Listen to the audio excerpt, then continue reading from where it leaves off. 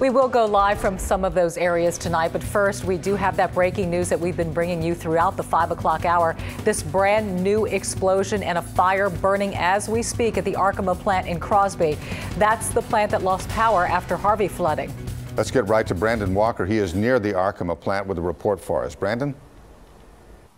Yeah, Bill and Dominique, so we're on Ramsey Road, about 4.5 miles southwest of the plant. I'm going to step out of the shot and give you a live look from our vantage point.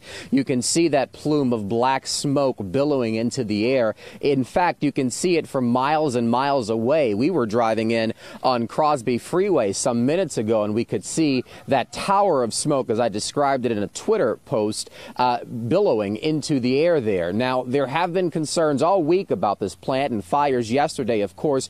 What we don't know right now, and we're still waiting to get confirmed from officials, is how many of those bins are exploding or burning right now of that chemical referred to as organic peroxides there, unstable at this plant. We've explained what is going on. Essentially, there was a backup plan. The backup plan failed after Harvey and rain from Harvey washed ashore here earlier in the week. So the refrigeration system that they had in place for those chemicals failed. Those chemicals must be properly refrigerated because they break down in heat, and this is the consequence or the result of those chemicals breaking down. They have the potential to combust. Now, we're still waiting to hear from officials on what the specifics are to this one, but there remains an alert for people who live within a 1.5 mile radius of this Arkema plant to get out of here, because the chemicals do pose a threat to the eyes, to the lungs, and other parts of the body. It is definitely considered toxic. Some Harris County Sheriff's deputies, 15 in fact, had to be treated yesterday because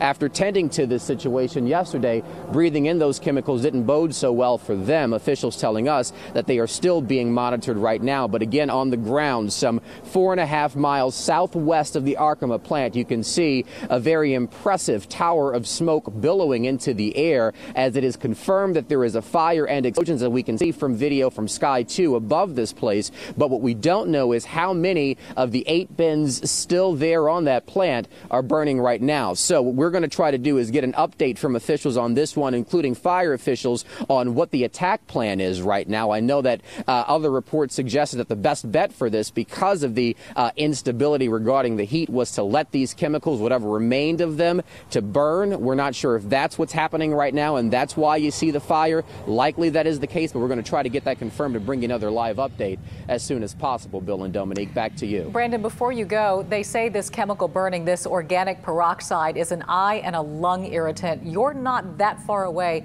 Are you smelling anything or sensing anything from it?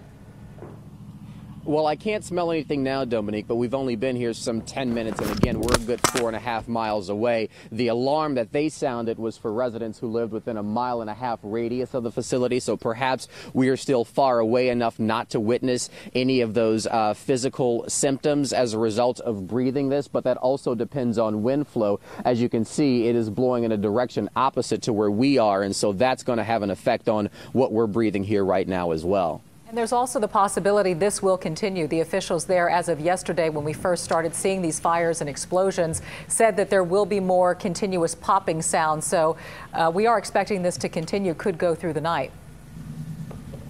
Indeed, and that's what they are saying. There really is no way to tell when those chemicals, whatever the number of bins of this chemical linger here on this facility, at this facility, how many of them remains. But officials say as long as there is that instability there regarding the heat, so no refrigeration for them, we will see that popping and them potentially catching fire, what we're seeing happening right now. All right, Brandon. Now there are 2 mitigating factors here, notwithstanding the fact that this is going to continue and eventually all 8 of the containers remaining with these highly unstable chemicals will catch fire and burn because they must be refrigerated to prevent that from happening.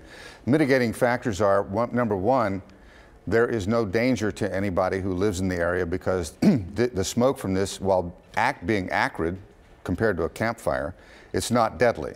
It's a very irritating thing to breathe in, but it won't kill you, I guess, unless you stand there and breathe it in an awful long time. The other mitigating factor is that the area has largely been evacuated. 5,000 people who live around there have already left the area because they were warned about this as early as Tuesday because the company knew this was going to happen when its backup generators were knocked out by the floodwaters, and these chemicals became unstable and began to decay. While it doesn't pose a danger for people now, and they are encouraging you to close your windows, turn off your air conditioning. When this explosion first occurred, there were 15 deputies who responded and were actually hospitalized after being affected by the irritant in the smoke. And we understand that 2 still remain in the hospital. So for those who were close to the product, it can be extremely irritating. But we do want to encourage the community that if you shelter in place, which is what they're asking you to do, close your windows, turn off your AC, you should be okay. This is something that Sky 2 is going to stay on top of. If we get any changes in this story, any new developments,